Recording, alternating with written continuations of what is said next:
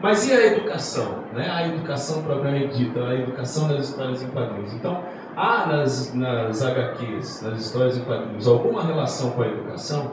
E nas histórias em quadrinhos de super-heróis especificamente? Né? Como é que a gente sabe disso? E de que forma as HQs de super-heróis são vistas pelos leitores, na perspectiva educacional principalmente? Né? A partir desses questionamentos é que nós iniciamos uma pesquisa para verificar as relações de influências interdependentes figuradas pelas HQs de super-heróis, pela violência, pelo comportamento e pela educação. É o estudo, então, das relações das histórias em quadrinhos com essas várias variáveis aí. Né? Aí tem um meme aí, vocês conhecem esse meme? Né? É o Robin dizendo ali, mas as histórias em quadrinhos são má influência, cala a boca. Vocês já viram isso, né? As redes sociais rodaram bastante isso. Demonstra, por exemplo, a influência das histórias em quadrinhos. Quem é que não conhece esses dois aí, né? É difícil achar quem não conheça. Qualquer que você vai botar essa imagem, ela vai ter algum efeito. Não adianta. É por isso que ela rodou tanto. E está rodando, continua, né? Pronto. Essa educação nas histórias em quadrinhos que fez o Batman se irritar lá para que existisse.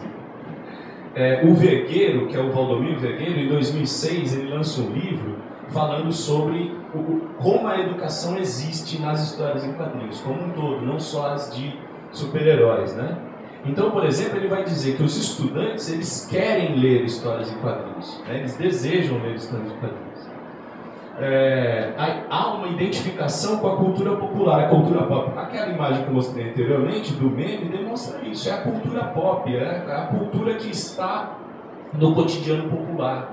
Né? E que há uma identificação da juventude sempre.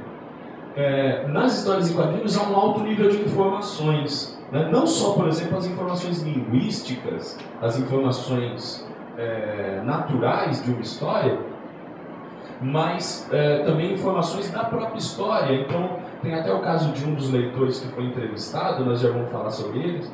Ele fala que ele aprendeu muitas capitais, porque eu lia as histórias do Super-Homem. E nas histórias do Super-Homem ele dizia que o Super-Homem sempre salvava as pessoas nas capitais dos países. Né? Acho que o roteirista estava com preguiça de pesquisar as cidades outras, e aí ele ia só nas capitais. Então o Super-Homem só salvava nas capitais dos países pelo mundo. E ele falou que ele aprendeu muito. Então essas informações, né? Os temas são divertidos, porque eles são apresentados de maneira divertida. Eu vou explicar por que também que esses temas têm que ser apresentados de maneira divertida. As histórias em quadrinhos são responsáveis pela formação de leitores de outros meios. Então, é certeza isso, estudado, é uma pesquisa, né, que o Valdomiro fez, de que leitores de histórias em quadrinhos leem também outros modelos, leem jornais, leem livros, né, passam revistas. Então a história em quadrinhos forma outros leitores. E a ideia de que ler gibi é prazeroso, fácil e barato. Né? Ele vai dizer bem detalhadamente nesse livro o porquê disso, mas rapidamente para a gente entender, é prazeroso porque ele faz aquilo deliberadamente, ele faz porque ele quer, né?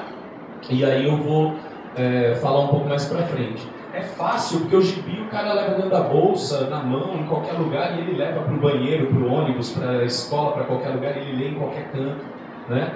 E barato, existem gibis que são muito caros hoje, né? Não são todos que são baratos, mas o gibi de qualquer forma, ele pode ser comprado muito barato no sebo, por R$1,50, né? Então, o acesso aos quadrinhos é barato, até para ser usado na educação.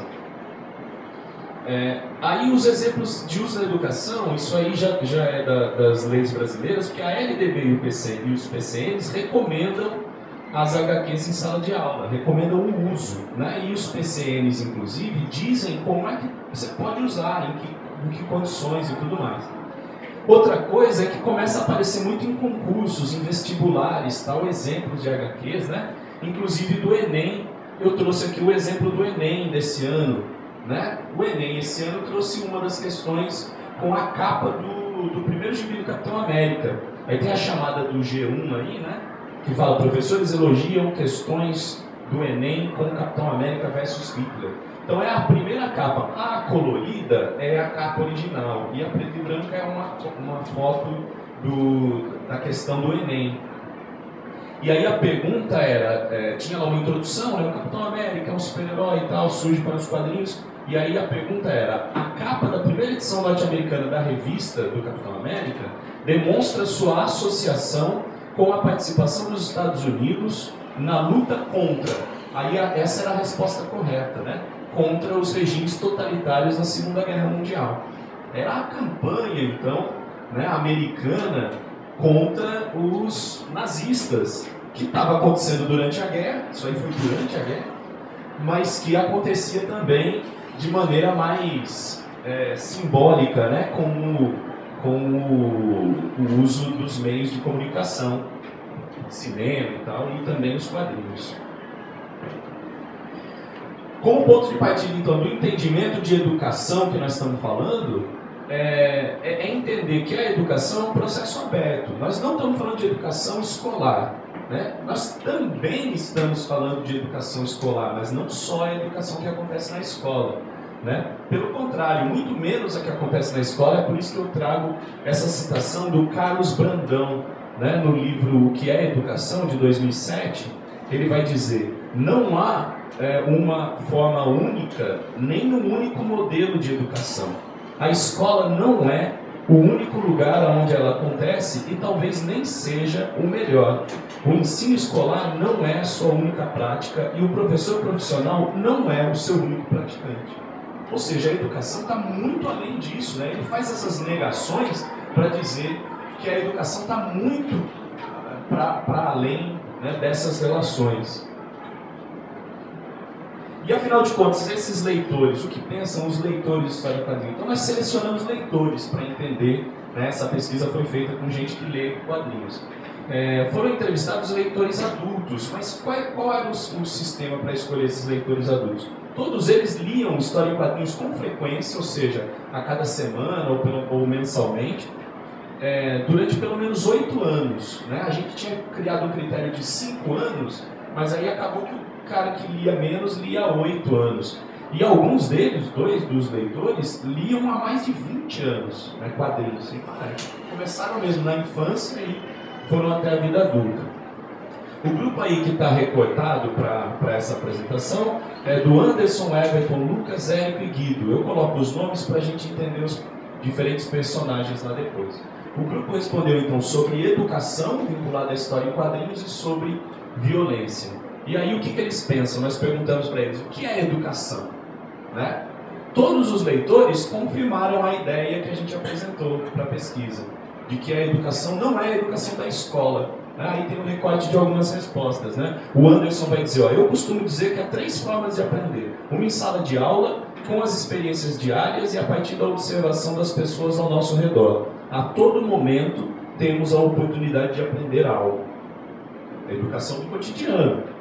O Everton diz, educação para a maioria das pessoas é deixar o filho durante 4 ou 6 horas com um professor. Torcer para que o mesmo consiga fazer o seu filho entender que deve ser bom, respeitar as pessoas e saber ler, escrever, somar, subtrair. Mas eu acredito que a educação que essas pessoas querem já deve vir de família. Aí ele faz uma associação com a educação familiar, que é outro tipo de educação, né? Mas que também traz um limitador. Pronto, a gente então teve um resultado positivo. A gente queria que os leitores entendessem que a educação acontece para além da escola, né? Aí, nós vamos buscar algumas respostas na psicologia da educação, né? A relação da psicologia da educação com isso. Tem um autor, o Ausubel, né? O Ausubel cria a ideia da aprendizagem significativa. Ele é um psicólogo do desenvolvimento e ele vai criar, com base na teoria do Vygotsky, né? Aí até, pronto, eu estava esquecendo.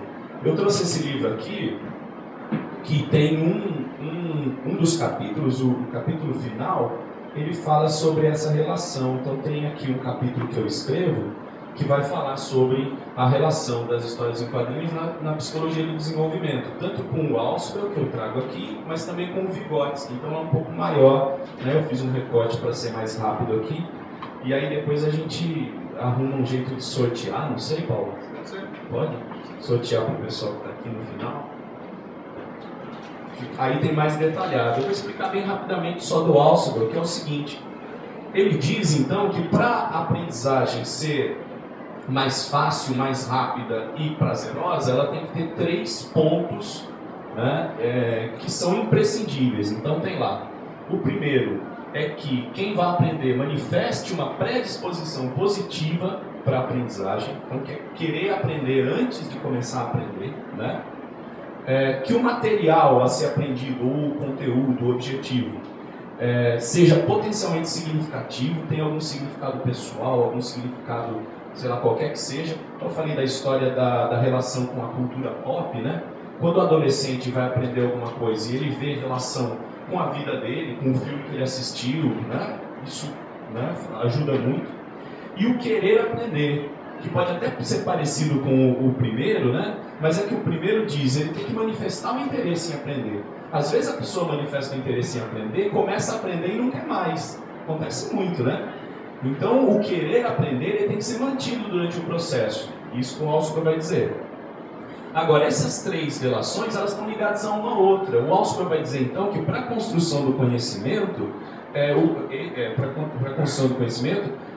a própria construção precisa estar de acordo com o que ele chama de conceitos superiores do indivíduo, que são os conceitos formadores. Que conceitos superiores são esses? São os conceitos familiares, religiosos, conceitos que a gente traz anteriores a novos conhecimentos, né? Esses conceitos, estando ligados a essa nova construção, o aprendiz, então, vai aceitar ou não aprender, né? Isso dentro da psicologia.